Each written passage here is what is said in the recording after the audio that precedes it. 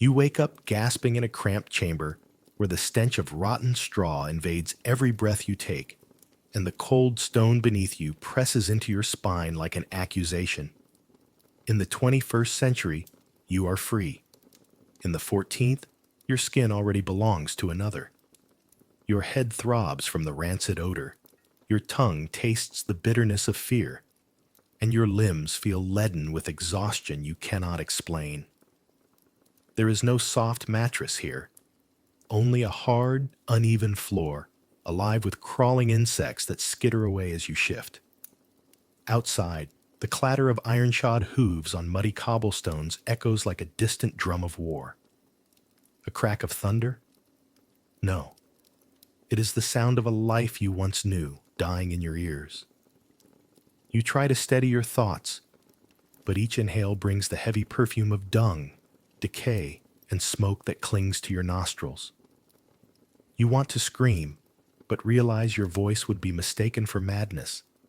There is no rescue, no mobile signal, no passport to this world. You are an anomaly. Too clean, too young, too ignorant. Your modern heartbeat a siren in a place that worships silence and suffering. In the next 24 hours, you will learn that death is not the worst fate imaginable. This is not a reenactment or a fever dream. This is reality, raw and unforgiving. Your mind reels at the cruelty of it all. Walls blackened by soot, the groan of laboring bodies, the distant wail of pain. You feel eyes on you, hungry, calculating, though you see no faces. You are nothing more than a curiosity, a foreign scent to be crushed under boot or auctioned at the next market. And yet, beneath the terror, a spark of wonder ignites. What truths lie buried in this world of dirt and plague, faith and brutality? This is the story of who we were and who we can become again. You awake cold and hungry beyond anything you've ever experienced. Each breath, a bittersweet torture, as the stench of rotting manure and damp wool clings to your nostrils like a living thing. The stone floor beneath you is uneven and merciless, pressing into your spine with every tiny shift, reminding you that comfort is a luxury long vanished. Your fingers brush the coarse threads of your tunic, scratchy, threadbare, and stiff, as if the fabric itself resents your presence. Your stomach rumbles with an ancient void, unsoftened by cafe lattes or breakfast pastries. Here, the black bread is so hard and dry, it could shatter your teeth before yielding a crumb of sustenance. You force yourself to swallow a fragment, the taste of ash and despair lingering on your tongue. You drink from a chipped wooden bowl filled with stagnant water that you dare not taste twice, aware of invisible parasites waiting to claim you. Each attempt to rise brings a new wave of pain. Your legs buckle under muscles unaccustomed to labor, and a shock of agony lances through your shoulders as you feel the sharp bite of cold iron chains at your wrists. You try to curl into the thin straw that serves as both mattress and blanket, but it offers no warmth. Only the scratch of straw splinters against your skin, and the unrelenting coolness seeping into your bones. In this place, the latrine is a trench carved into the earth, a breeding ground for disease and despair. Rats scuttle freely, and the smell of human waste mixes with the stench of decay so deeply that you wonder if breathing itself is worth the sickness it brings. Outside your cell, the world moves on sound and force alone. The clang of iron tools, the scuffle of boots in mud, the distant lowing of cattle pressed into service by unseen hands. There is no escape. If you run, your heavy irons will drag you down. If you shout for mercy, no one speaks your language, and your voice will be met with suspicion or violent indifference. Shock transforms into a creeping fear as you realize that every moment could be your last. Helplessness settles in your chest like a stone. and you understand at once that survival here demands more than willpower. It demands the breaking of body and spirit until you bend to this world's cruel rhythm. You wake each morning to the same silent judgment of stone walls, your breath shallow, your pulse a drumbeat of disbelief. For in this place, your mind insists you cannot be yourself. I am not I, you think, as though your modern identity were a fragile mask shattered by the grime and terror that surround you. Every memory of coffee and warm showers feels like a lie. The simplest comforts of your former life now belong to some distant dream. To speak here is to risk a blade or the rope, for words carry power in a world ruled by suspicion and cruelty. You learn to swallow your thoughts, to hold your voice prisoner behind clenched teeth, until silence becomes your only shield. Denial grips you at first. Your civilized mind refuses to accept that you must bargain with your humanity for the price of survival. You remind yourself, this is temporary. I will wake up any moment. But the stink of dung and sweat, the iron bite of your chains, the constant ache of your limbs, all conspire to erode that hope. As hunger gnaws through your nerves, your denial fractures into anger. You curse the invisible authority that holds you here, the gods who abandon you, and the strangers who seem to live and breathe without question. Rage becomes a flame in your chest, fueling nights spent huddled in cold straw, imagining the faces of those you'd lash out at if you dared move. Then comes the day you witness a man dragged from his cell, his eyes wide with panic as he kneels before a gallows. You feel your heart stop as the executioner's axe swings down in a single arc of cruelty. The sickening thud and the spray of blood paint your memory in irreversible strokes. Violence here is normal, routine as dawn. No outcry greets the deed, only a hushed shuffle of feet. Your limbs tremble not from cold, but from the realization that death is only one outcome among many horrors. You swallow bile and steel yourself against compassion, for empathy has become a liability. In the aftermath of that brutal display, you sense a shift inside you, an adaptation born of necessity. You learn to watch without feeling, to feel without reacting. When orders bark through the corridors, you follow them with mechanical precision, numbing your mind to each command. The moment you cease questioning, the moment you silence your righteous indignation, you find a small measure of peace. Survival demands a new mindset. Every risk calculated, every emotion quarantined. Slowly, your thoughts reform around a single axis. Survive. You catalog the guard's patrol patterns, the prisoner who hoards scraps, the hidden drip of water that might save you from dehydration. You shed the last remnants of your former self, the one who believed in fairness, in mercy, in escape plans drawn on smartphone apps. You become an observer of cruelty, not a participant in compassion. And yet, beneath this steely exterior, something like clarity emerges. You realize that this metamorphosis, denial broken into rage, rage tempered into cold adaptation, is the only path to endure. You are still you, but sharpened, an alloy forged in the crucible of suffering. In the hush before dawn, you whisper to the darkness, I will survive. And for the first time since you arrived, that simple promise feels as real as the chains that bind you. You move through this world governed by unspoken rules of hierarchy, where every crumb of black bread and every drop of stagnant water is owed to someone stronger than you. Your survival depends on understanding this delicate balance of power.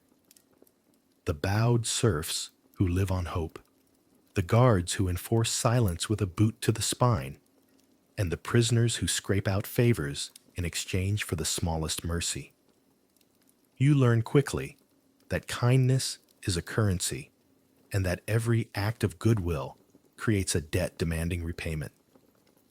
When the guards issue an order to inform on a fellow prisoner's secret meetings, you feel the weight of that unspoken hierarchy settle on your shoulders. The target is a woman whose knobby hands tell stories of hard labor and whose tired eyes still carry a quiet spark of defiance. Your instructions are clear.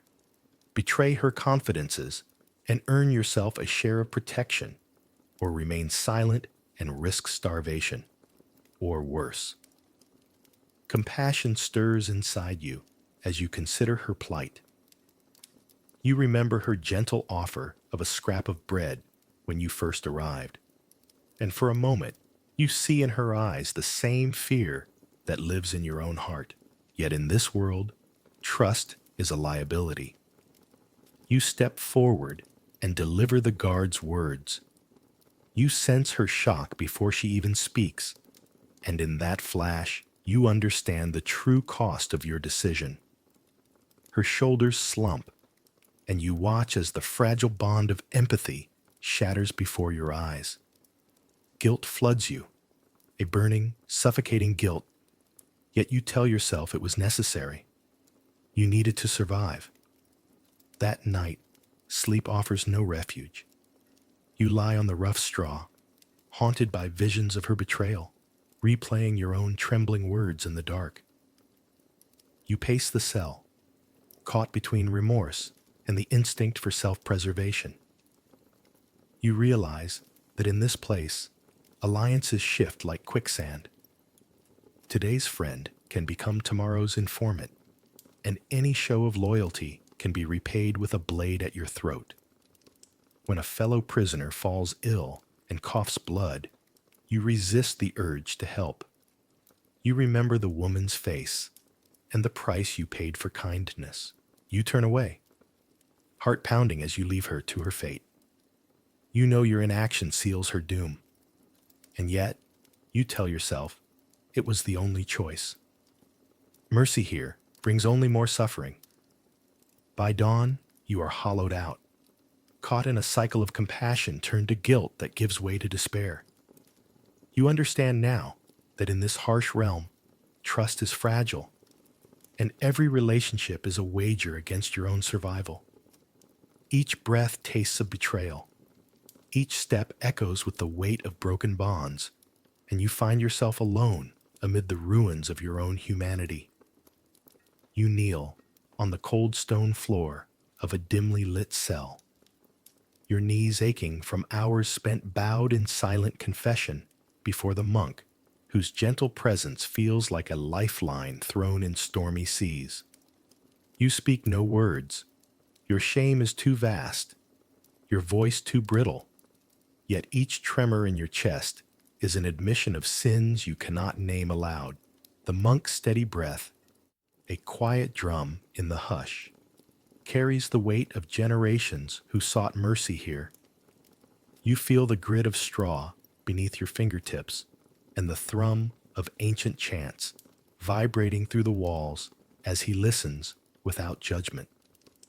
In that stillness, you confront your lost faith.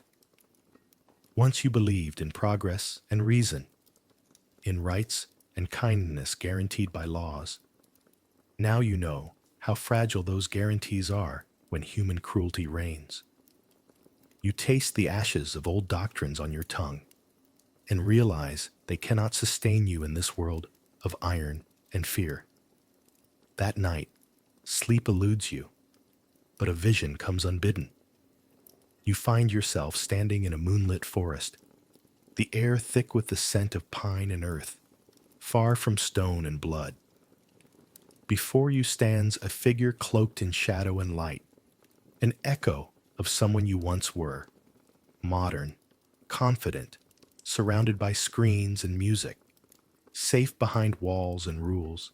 The figure's face shifts and becomes the same monk who heard your confession, his eyes reflecting centuries of wisdom. He speaks without words, a touch to your forehead, a warmth spreading through your skull as images flood your mind. Scenes of people kneeling in prayer, of hands building cathedrals with trembling hope, of mothers singing lullabies in fields of blood. You understand that faith is not a set of dogmas, but a living force that can be reborn in the heart's deepest chamber. You awaken to the monk's whisper, "Rise, child of dust and flame." His hand is warm, his gaze unwavering. For the first time since your arrival, you feel something like peace, as if the chains around your wrists have loosened within your spirit. You pledge nothing aloud, yet in that moment a new identity stirs. A self not defined by comfort or fear, but by resilience and humble purpose. You realize that confession was not only a reckoning of guilt, but a baptism in suffering, cleansing the soul of pride and despair alike.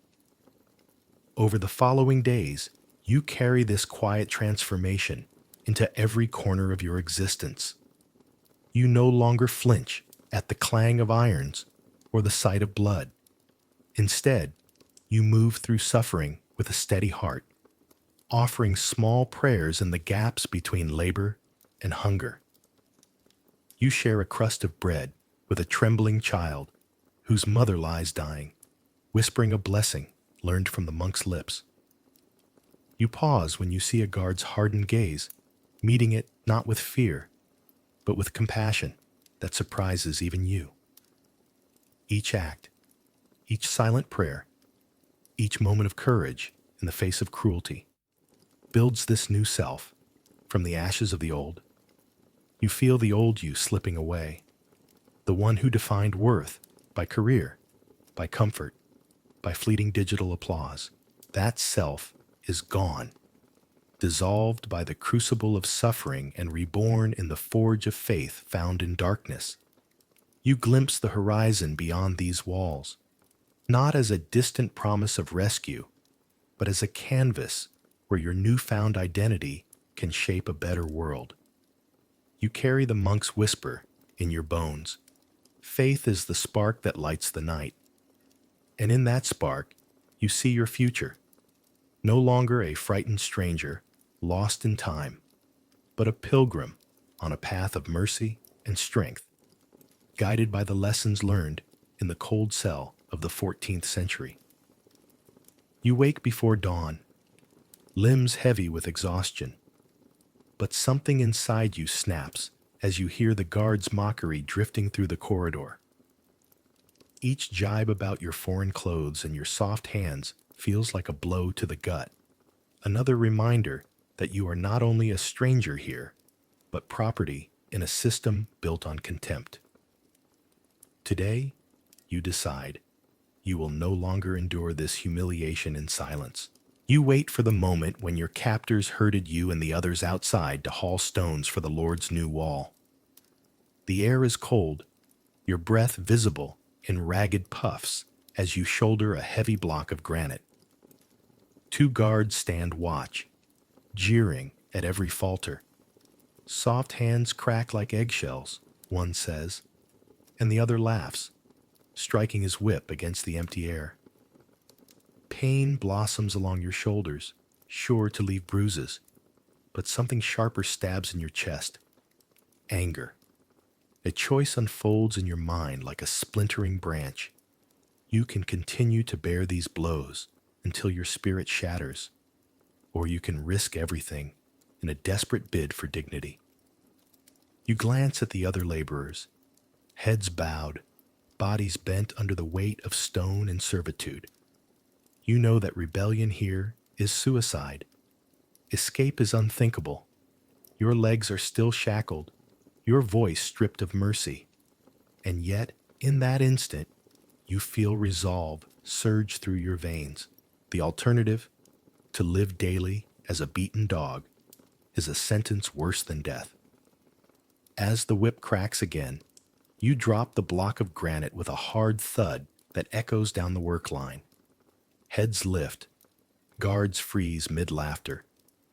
You meet their eyes, fists clenched and knuckles white around the handles of your tools. Enough, you say, voice low at first, then rising, brittle but unbowed. Surprise flickers across the guards' faces. No prisoner has ever dared speak back. Murmurs ripple through the laborers. Some look at you with awe, others with fear. The guards advance, whip raised, but something in your stance, in the fierce calm of your gaze, gives them pause. You will not cower. Pain wells in your shoulders as the whip lands, burning like tinder against raw flesh, but you stand your ground. Every fiber of your body screams to collapse, to beg for mercy, yet you feel a strange elation mid-pain, an affirmation that you are still alive, still defiant. A second lash, and a hot line of agony sears across your back, but with it comes clarity. You are not simply enduring suffering, you are choosing resistance. When the guards finally pull back, uncertain, you drop to one knee, not in submission, but in exhaustion, and the crowd around you stirs. Some raise fists in silent solidarity, others quickly look away, unwilling to tempt the wrath of authority. The Lord's overseer strides forward, face contorted in anger, but the whip stays in his hand. He measures you, perhaps amused by the novelty of a defiant captive, or perhaps recognizing that breaking you will cost him more effort than you're worth. He commands you to rise and return to work. And though every step sends fresh pain through your body, you stand.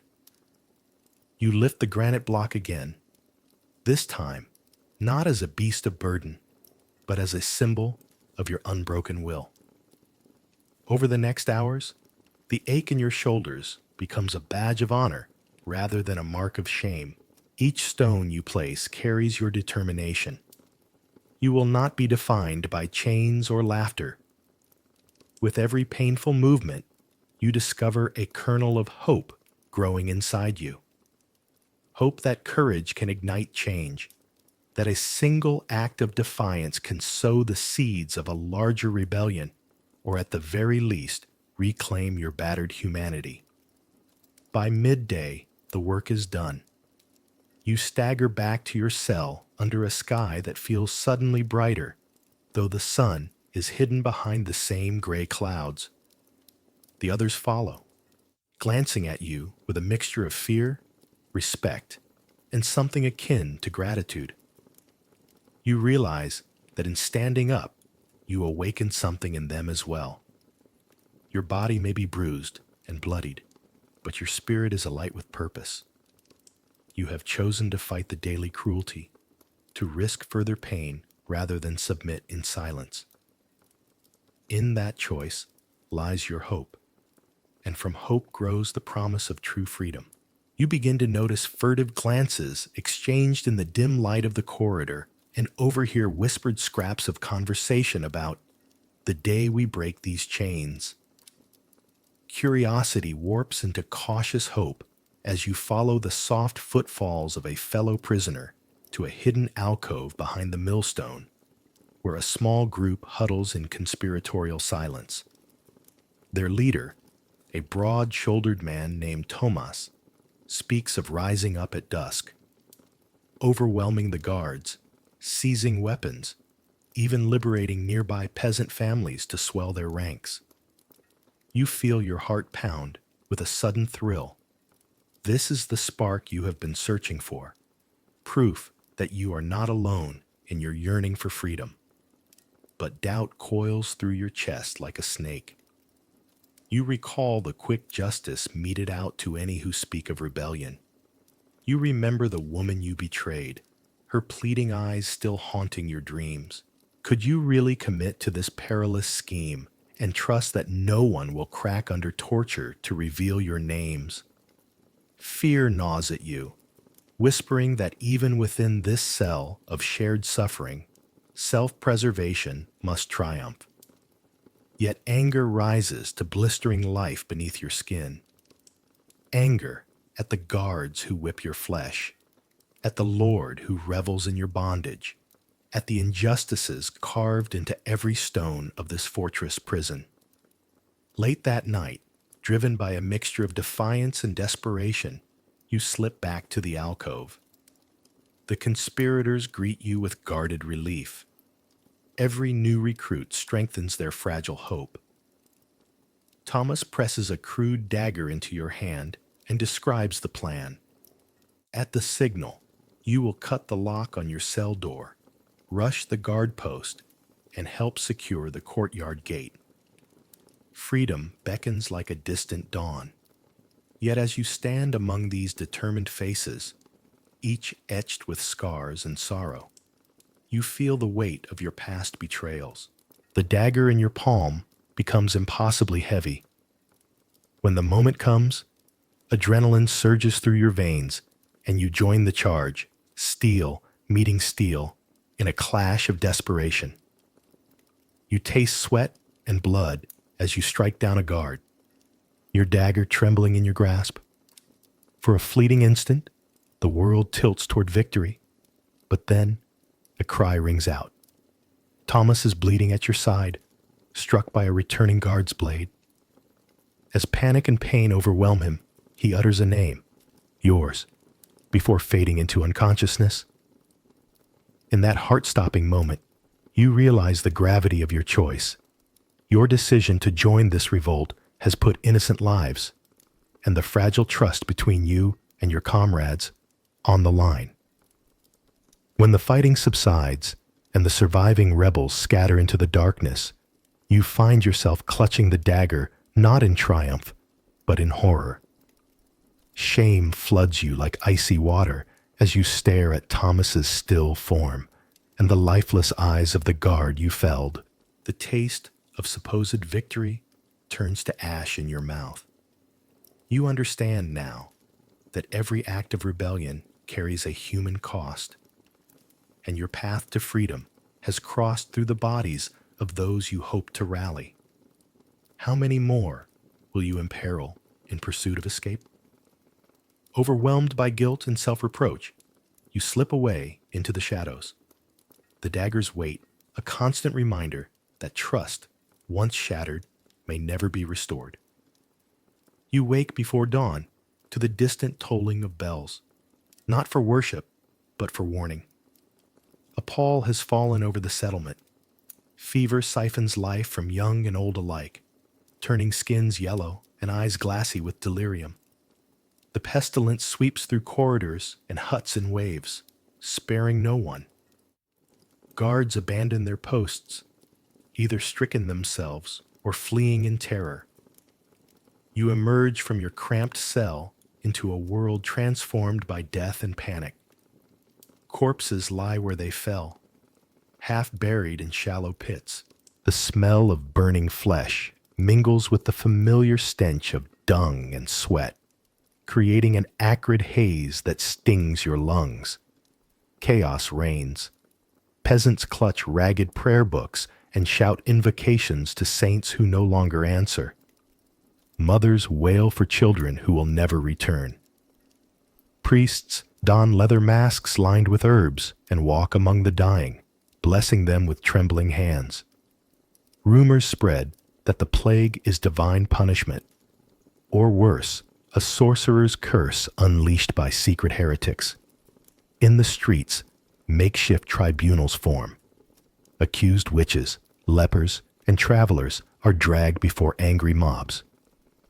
You witness one such inquisition, torches thrust into the night, a circle of spectators baying for blood. A trembling woman, accused of poisoning the well, is forced to hold her hand in the flame of a torch. When her skin curls and blisters, the crowd roars as though rewarded. You did nothing to stop it, powerless in the frenzy. Yet your heart pounds with rage at the cruelty and superstition unfolding around you. You realize these events eclipse any personal revolt. You are swept up in history's relentless tide. when a group of peasants rise in rebellion, driven by starvation and fear of the plague. They storm the manor's gates at dawn, armed with pitchforks and scythes. You find yourself pressed among them, unarmed, but carried forward by their desperate momentum. Stones crash against wooden barricades. Steel blades flash in pale morning light. The air vibrates with shouts and the clash of metal. In the fracas, you glimpse the Lord Steward spurred from his horse, his ornate cloak trampled underfoot. A rebel strikes. The steward falls, his scream lost amid the tumult. You choke on blood-laced dust and adrenaline.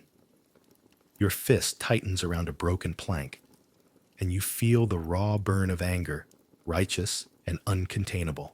Yet as victory looms, panicked fugitives breaking from the keep, you stumble over a fallen comrade, his neck broken by a guard spear. Exhaustion crashes through you like icy wave. Your limbs tremble, your vision blurs with tears and sweat. When the dust settles, the rebels scatter into the fields, leaderless and grieving. The plague still rages. No uprising can stop it. You stand amid the ruined gate, your chest heaving, stained by mud and betrayal. Anger gives way to bone-deep fatigue. The knowledge that history moves beyond any one person's will, that human cruelty and suffering are intertwined in every century. You realize you are less an architect of revolt than a witness born on the storm of events far greater than yourself. And yet, even in your weariness, a spark remains. The conviction that in the face of chaos, the smallest act of compassion or defiance still matters. You stand at the edge of the mass grave as dawn's pale light stretches across rows of hastily buried corpses. The air is unnaturally still, broken only by the soft hiss of wind and the distant toll of a single church bell, marking another soul lost to plague or sword. You feel the weight of every name you never knew, every life cut short by forces beyond your control, pressing down on your chest. In this moment, the ceaseless struggle for survival, the hunger, the pain, the betrayals, recedes into a quiet background hum. A new question takes shape in your mind, steady and insistent. Why? Why endure this endless cycle of suffering, only to die in the mud of forgotten fields? You recall the faces of those you loved and lost, the monk whose mercy offered you a glimpse of something transcendent, Thomas, whose courage ignited a spark of rebellion in your heart, the silent woman whose trust you shattered and whose grief still echoes in your bones. Each memory pulses with both regret and gratitude, reminders that life and death are woven together in a single tapestry. You think of your own modern world, of coffee shops filled with idle chatter, of screens alive with trivial distractions, of people insulated by comfort and convenience. And you understand, in a way you never did before, that meaning is not granted by circumstance, but claimed through choice. The wind lifts a loose shroud of soil from the trench, and you close your eyes against the sting of dust. In that hush, you hear a voice that is neither your own nor that of another person, but the resonance of centuries speaking through you. To live is to bear witness. To suffer is to remember. To choose is to create meaning. These words rise from the examples of those around you. The villagers who cared for the sick despite the risk. The rebels who fought for freedom even when victory was impossible. The simple prayers whispered in darkness that refused to be extinguished by despair. Acceptance settles in your chest like a slowly warming stone. You no longer rail against the cruelty of this time, nor do you pretend it is anything less than brutal. Instead, you acknowledge it as the crucible in which your spirit has been formed. You accept that suffering is an inescapable part of the human condition, yet it does not define you. What defines you is the choice to act with compassion in the face of cruelty, to speak truth in the face of silence, to keep faith even when the old certainties crumble. A profound hush envelops you, as though the world has paused to honor the quiet revelation blooming inside. For the first time since you arrived in this era, you experience true stillness, not the absence of noise, but the presence of clarity. You feel neither pain nor fear, only a deep, resonant calm that echoes through every cell of your body. In that silence, you comprehend that wisdom is not a collection of answers, but the willingness to embrace the questions that have no easy resolution. You straighten and lift your gaze across the field of graves and the ragged line of survivors beyond. In their gaunt faces and weary eyes, you see reflections of your own journey, the defiance of spirit, the capacity for both harm and healing, the unquenchable desire to matter.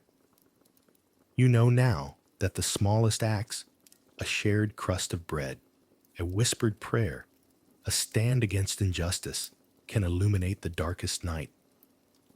These acts ripple outward in ways you cannot foresee, weaving threads of hope into the fabric of history. As the sun breaks over the horizon, the first warm rays touch your face. You feel the heat as a reassurance, a promise that life persists.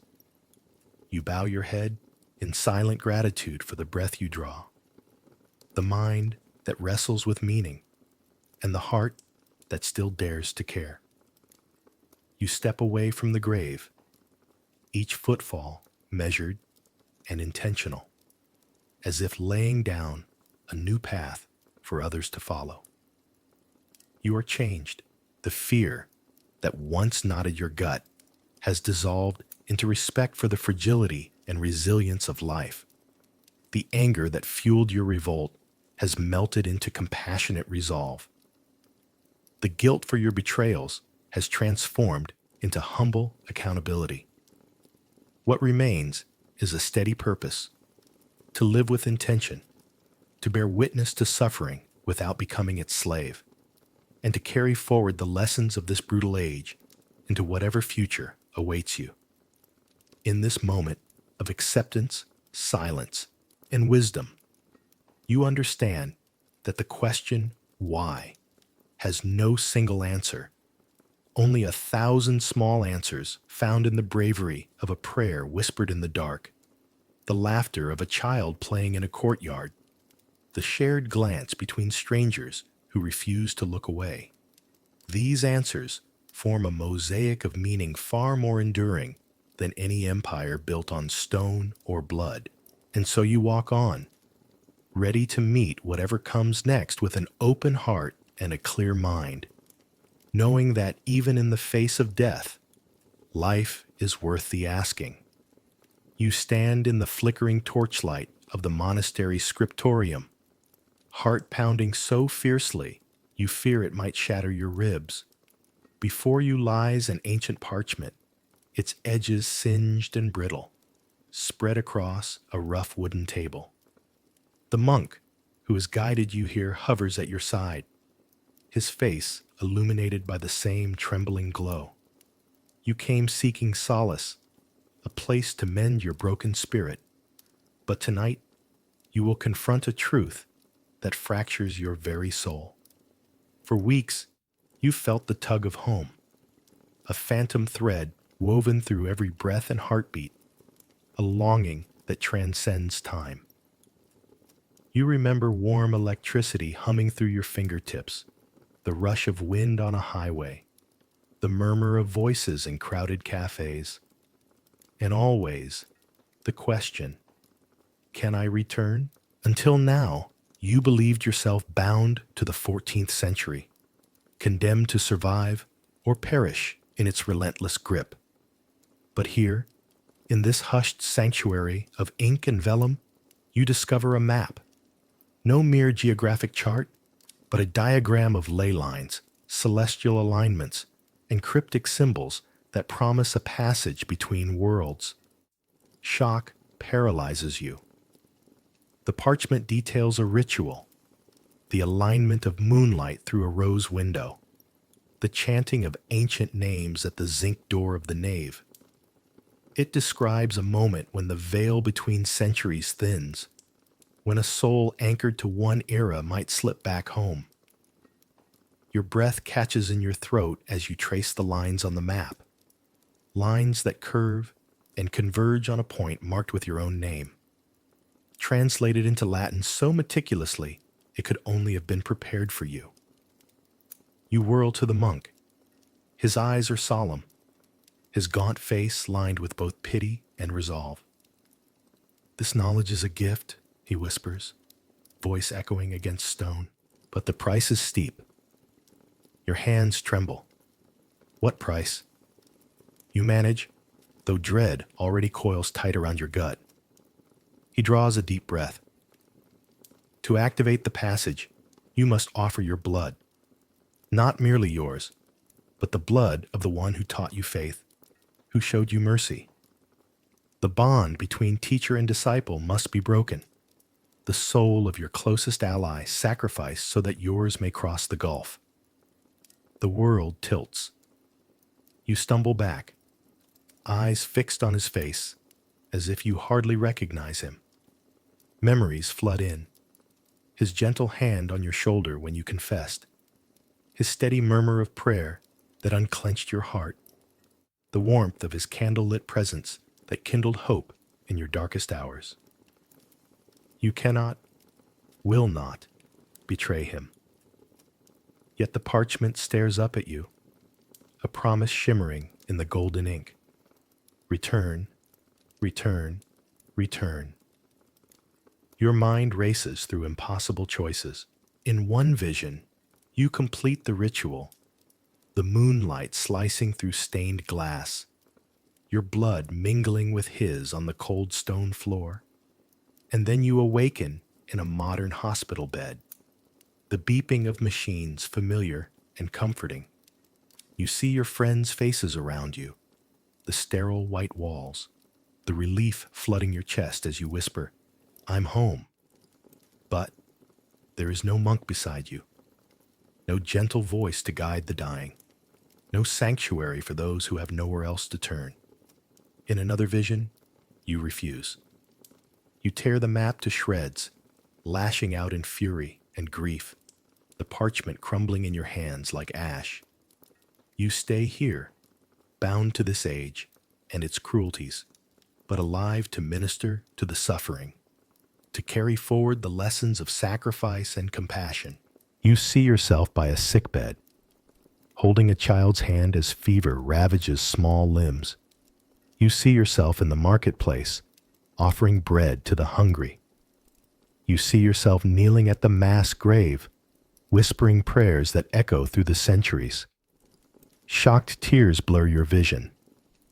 You sink to your knees beside the table, head bowed as the torchlight dances across the parchment's broken words. Your soul screams its agony. How can I choose between my life and his?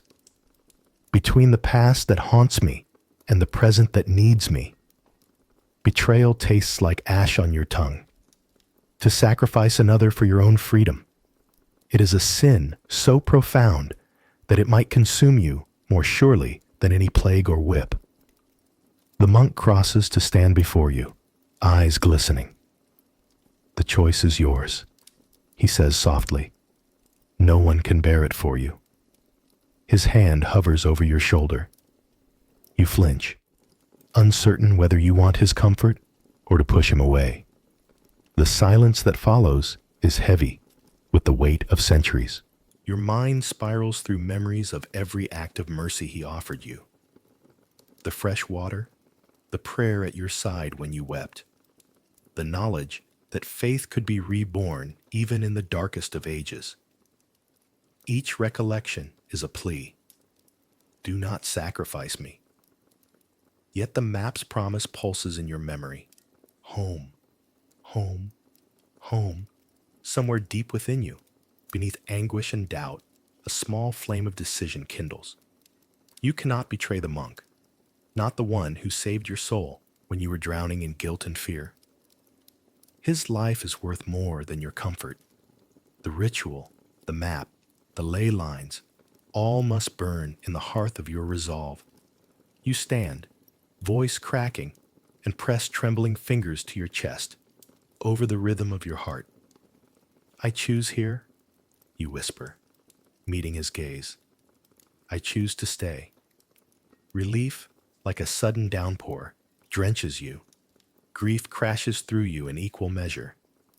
The monk's features soften into a sad smile. He takes the parchment from the table and lays it on a small brazier, lighting the corner with a single match. The edges curl and blacken, then flame up.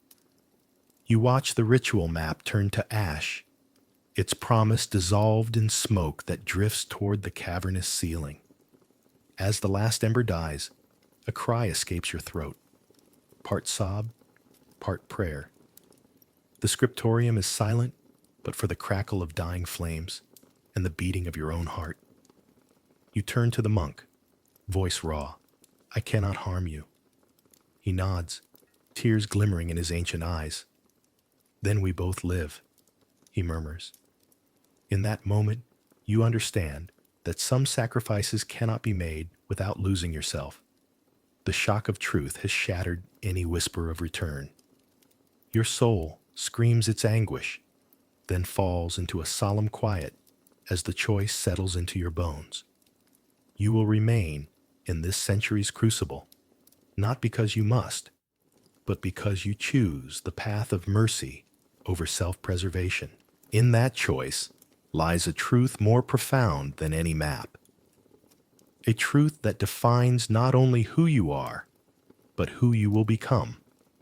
You stand at the narrow threshold of dawn, the torchlight of the scriptorium long extinguished, the ashes of the ritual map cold beneath your feet.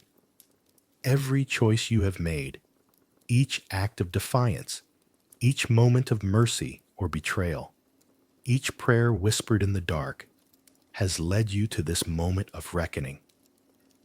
The chill of the 14th century morning seeps through your clothes and into your bones, but inside you burns a final, fervent resolve.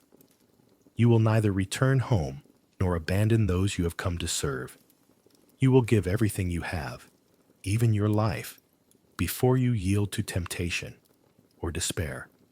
Word has spread among the small community of escaped prisoners and villagers that the Lord's forces are advancing at dawn to reclaim the monastery and crush the rumored rebellion once and for all.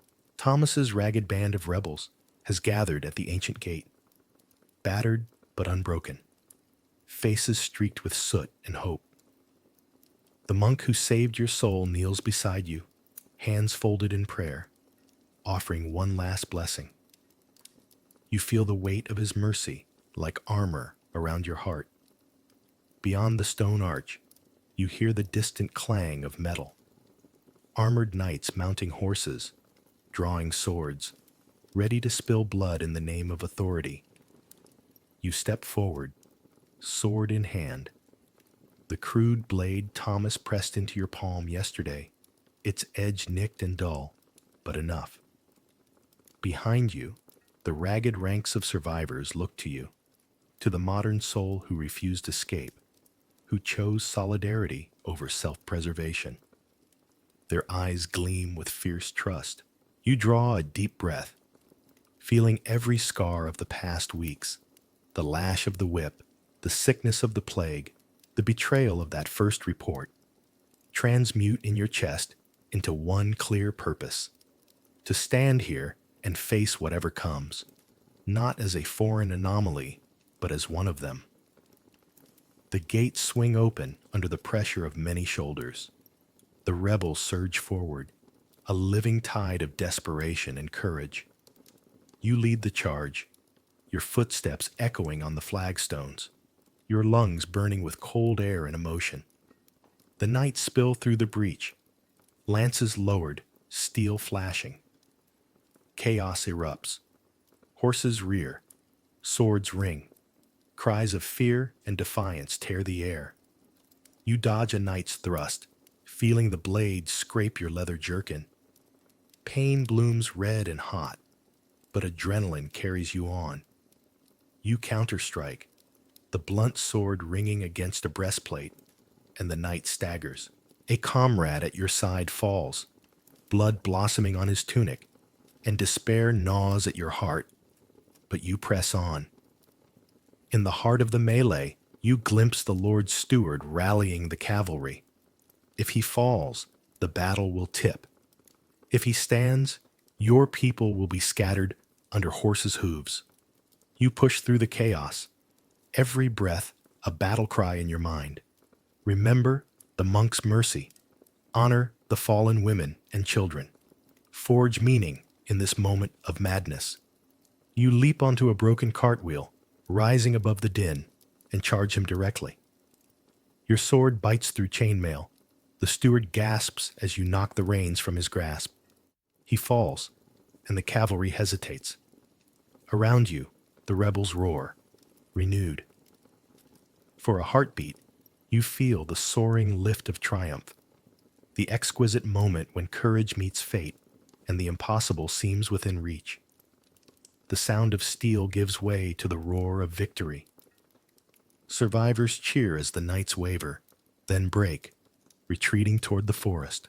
You sink to your knees, sword planted in the dirt, chest heaving. The battle is won, yet the cost is written in every wound. Thomas lies nearby, gravely wounded from an earlier charge, the blade at his side glinting in the dawn.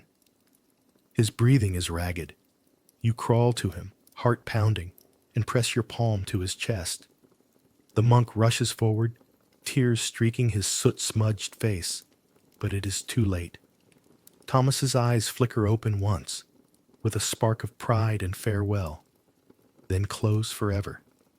A cry rips from your throat, half grief, half prayer, as you hold him and feel the warmth of his life slip away. You cradle his head against your chest, whispering his name, and the world narrows to that one sacred moment of loss. Your victory tastes of ash.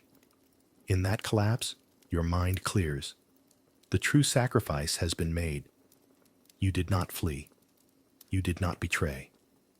You fought not for grand ideals or legends, but for the chance to spare this man's life, only to lose him anyway. The paradox of it shreds you. Silence falls over the field like a benediction. The surviving rebels kneel in reverence around you, their faces awash with tears and gratitude. The monk steps forward and lays a hand on your shoulder, offering no words, only acceptance. You rise, every movement an agony, and stand over Thomas's body. You feel the first rays of sunlight warm your face, as if the world acknowledges your defiance and your sorrow. In the hush, you realize that your sacrifice has woven you into the tapestry of this age. Though you cannot return, and though you have paid the ultimate price for another's freedom, you have also kindled a spark that will endure beyond this dawn. With shaking hands, you lift your sword and lay its tip upon the ground in tribute. Then you turn toward the monastery, toward the new life you have chosen, carrying the weight of every decision, your refusal to abandon mercy, your embrace of solidarity, your willingness to stand and fight. The future is uncertain, the path strewn with grief and hardship. But as you walk, the rebels rise and follow you, banners torn, but hope unbroken. In that moment of catharsis, of soaring courage followed by profound fall, you understand that true heroism is not found in triumphant return, but in the choice to remain and to endure, to bear witness to suffering and to keep faith that even in loss, there is a seed of renewal. And so begins the dawn of a new chapter, not of escape, but of purpose, forged in the crucible of shared sacrifice and bound by the memory of those who gave everything so others might stand. The world blurs into a dance of color and light, and for a moment you feel weightless. No stone underfoot, no ringing clang of swords, no ragged breath of plague in the air. Your vision swims, then snaps into focus on a white ceiling pierced by fluorescent tubes. You lie in a hospital bed, the scent of antiseptic sharp in your nostrils. Your body aches in ways you can no longer place. Every muscle seems both relieved and betrayed. It takes a moment before you realize you are alive, and not just alive, but home. You sit up and stare at the ceiling tile pattern, damp with memories of a cell's damp stones. A nurse in scrubs hovers at your elbow, chart in hand, eyes kind but guarded. "Easy there," she says. "You've been out for days." You try to speak, but your voice cracks like old wood. Your hand rises to your chest, to the steady, modern rhythm of your heartbeat, and you close your eyes against the flood of emotions: relief, confusion, shock, and an unnameable sadness. Your gaze drifts downward. On the bedside table rests a mobile phone, its screen dark and flat. You reach for it instinctively, the tool that once tethered you to reality, only to stare at its cold rectangle and feel a pang of alienation. This device, once so vital, now seems an artifact from another age.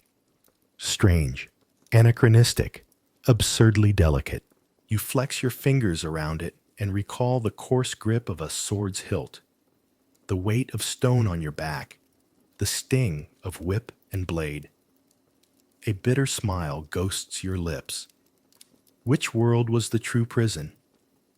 Feeling both grounded and untethered, you swing your legs over the edge of the bed and rise.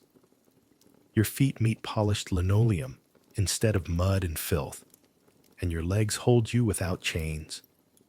You stagger to a nearby window and look out on a parking lot, rows of cars gleaming like silver beetles under a pale sun.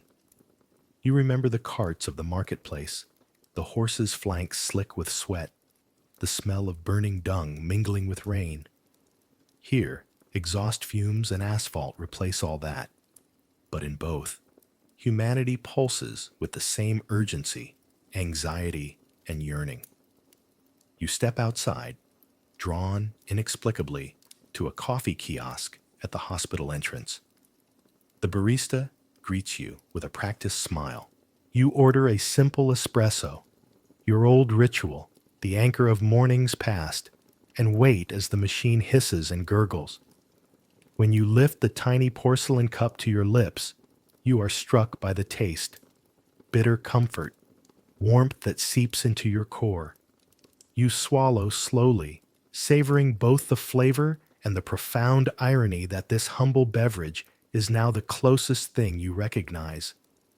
In the 14th century, even water was suspect. Here, a hot drink offered safety as certain as any prayer. A reporter's microphone materializes, a friend from your life before, wide-eyed and urgent. You're awake. Tell us, did you really travel back? What was it like? You stare at her, at the lens that conjures meaning out of raw reality, and find that you have no simple answer. You think of the monk's final blessing, of Thomas's fallen courage, of every act of mercy and betrayal that forged your journey. You realize that the true travel was not through time, but through the crucible of suffering, where a soul is stripped bare and remade. You turn from the camera, from the bustling world beyond the kiosk, and ponder a deeper freedom, one not granted by portals or maps, but claimed in the choices made when suffering is most acute. You think of the moment you chose solidarity over escape, mercy over self-preservation. You see freedom now as less a state of being than an act of will, the ability to stay when flight beckons, to love when hatred demands obedience, to stand when silence weighs heaviest. As the espresso's heat spreads through you, you slip the phone into your pocket. It is no longer a lifeline, but a tool, useful yet fragile. You step away from the kiosk, merging into the stream of hospital visitors, carrying with you the quiet wisdom of centuries. That true liberty is not found in the ease of circumstances, but in the courage to act with compassion and conviction, regardless of the era.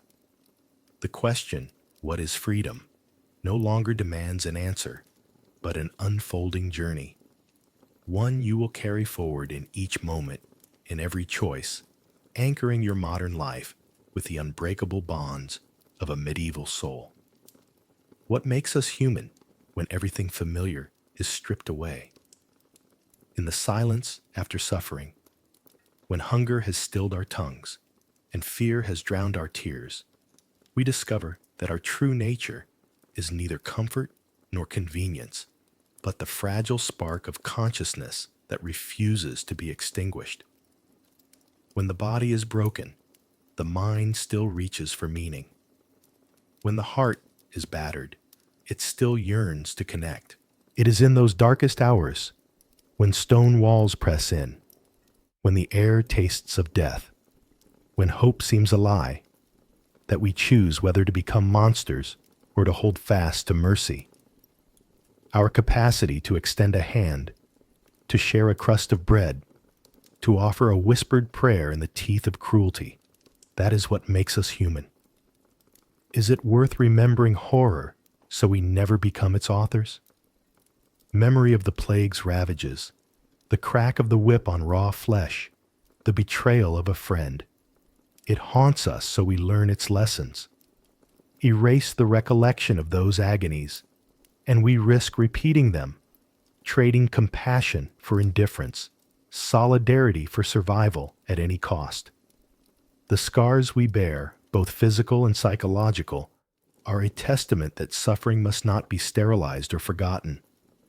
They are warnings inscribed on our souls. Never again.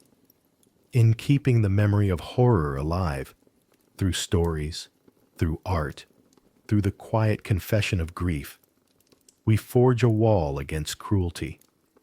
We remind ourselves that evil flourishes in the blind spots of forgotten pain. Could your psyche endure the unvarnished truth of who you are, once the veneer of civilization is peeled away? Confronted with your darkest instincts, fear that screams for self-preservation, anger that demands vengeance, guilt that corrodes the spirit, you stand at a crossroads. Either deny those impulses or acknowledge them and choose something higher. Civilization gives us laws and manners, but at its core, we are still animals shaped by desire and dread. To see ourselves clearly is to accept that we carry both benevolence and brutality within our veins. The true test of humanity is not how we behave in comfort, but how we act when the safety net dissolves. When you remove the mask of civility, will you shrink from the abyss, or will you reach for compassion anyway? In the crucible of loss and terror, identity is not a fixed point, but a series of choices. Each act, a shared drop of water, a refusal to betray, a stand against injustice, is a thread that weaves the tapestry of our humanity. We are defined not by what happens to us, but by how we respond. The medieval soul you carried in that 14th century crucible and the modern person you rediscover in the hospital bed are two facets of the same self. Both bear witness, one to the fragility of life under plague and tyranny, the other to the resilience that transcends time. So yes, remember the horror. Let its echo guide your hand when a stranger begs for mercy. Let it steady your voice when cruelty calls for silence. And let it humble you before the vast, terrifying question of what we become when all is lost. In that remembrance lies the seed of transformation, a promise that, even when civilization's mask falls away, our deepest humanity can still prevail.